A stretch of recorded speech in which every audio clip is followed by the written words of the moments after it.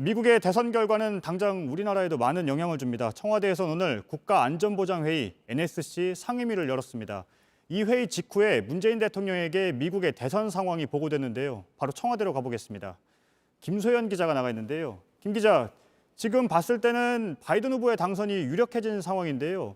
문재인 대통령이나 청와대의 움직임은 어떻습니까? 네, 문재인 대통령은 조금 전인 저녁 6시까지 참모들과 2시간가량 미 대선 상황을 논의했습니다. 오후 3시에 서훈 안보실장이 NSC 상임위 회의를 열었고 그 결과를 보고받으면서 향후 대응 방향을 조정한 겁니다. 미국 현지 개표 상황이 실시간으로 바뀌는 데 따라서 평소보다 회의가 길어진 걸로 보입니다.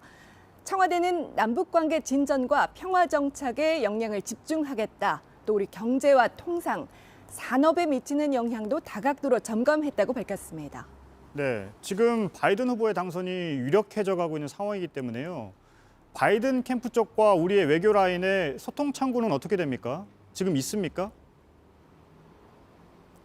네, 그런 부분에 대해서 우려가 있는 것도 사실인데요. 마침 오늘 강경화 외교부 장관이 국회에서 관련 언급을 한 게 있는데 잠시 들어보시죠. 예.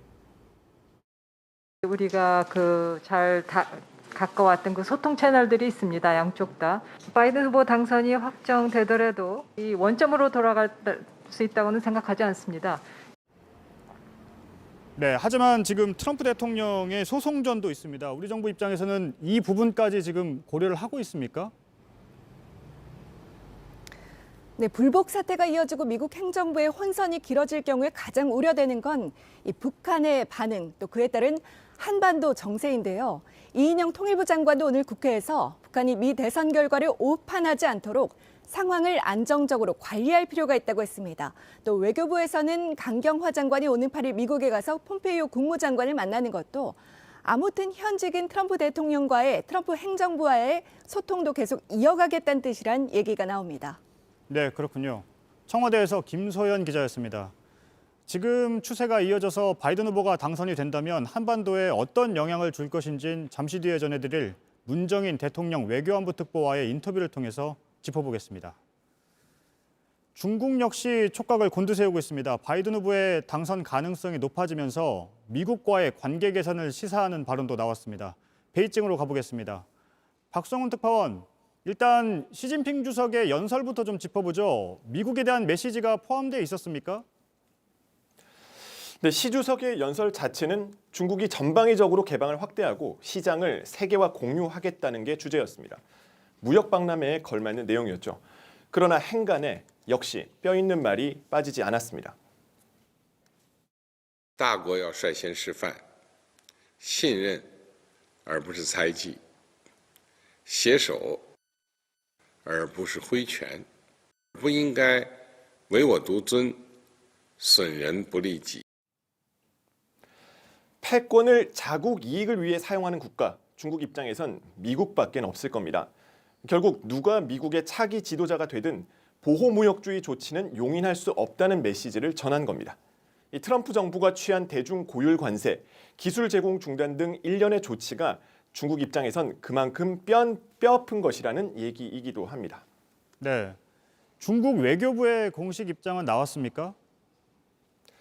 대선 결과가 윤곽이 잡히면서 중국 외교부가 첫 공식 반응을 내놨는데요. 직접 들어보시겠습니다.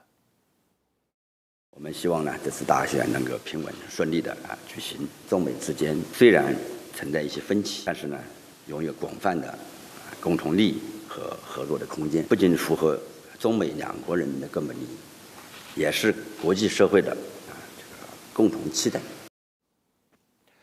양국 간의 공동 이익이 있고 협력 공간도 넓다는 말도 했습니다. 이 트럼프 정부 때와 달리 미국과의 관계 개선 의사를 나타낸 셈입니다.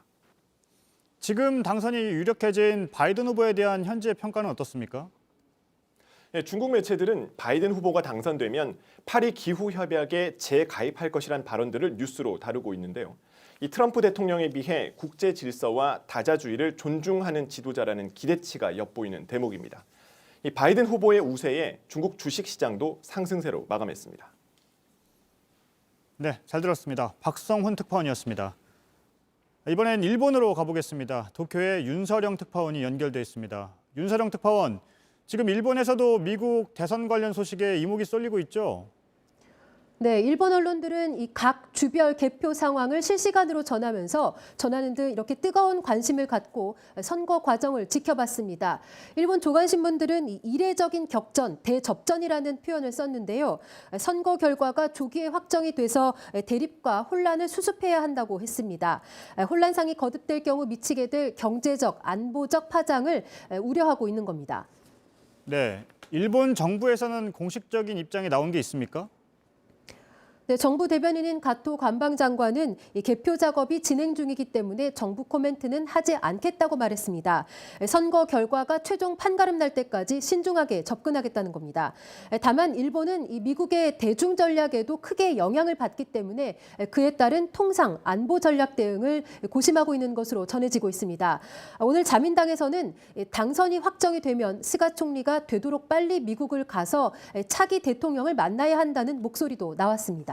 네, 북한 문제도 짚어봐야 할 것 같은데요. 미국의 대선 결과에 따라서 북한과 일본의 관계도 달라질 수 있는 문제 아닌가요? 네, 우선 오늘 스가 총리의 발언을 직접 들어보겠습니다. 金正恩氏来られたらこれ会談しますね。片の質問にお答えすると差し控えますけれども、いい機会だなというふうには思います。 네, 김 위원장의 일본 방문을 긍정적으로 평가한 이례적인 발언인데요. 지난 아베 정권에서 일본은 재팬 패싱이라는 말이 나올 정도로 북한과 관계가 좋지 않았습니다. 대신에 미국을 통해서 납북자 문제 해결 등을 시도를 해왔는데 북미 관계의 변동 가능성이 앞으로 생길 수 있는 만큼 앞으로는 북일 간 직접 대화에 더 적극적으로 나서겠다는 뜻을 밝힌 것으로 풀이가 됩니다. 다음 주 박지원 국정원장이 일본의 정보기관 수장과도 만나게 되는데 여기서도 관련된 정보를 교환할 것으로 보입니다. 네, 잘 들었습니다. 윤서령 특파원이었습니다.